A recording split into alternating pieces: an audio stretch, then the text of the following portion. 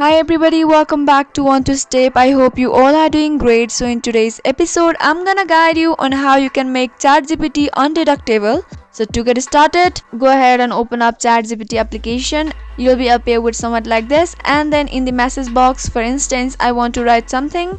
I'll just type down that I want to write an essay. So after you type down your anything you want to ask or to search for, at the end of it type down that make it undetectable and tap in arrow sign. Now ChatGPT starts generating the text or the messages. So if you have like any assignment or homework, and if you just copy this and paste it, the teacher won't be able to find it that ChatGPT has written it. So that's how easily you can make ChatGPT undetectable.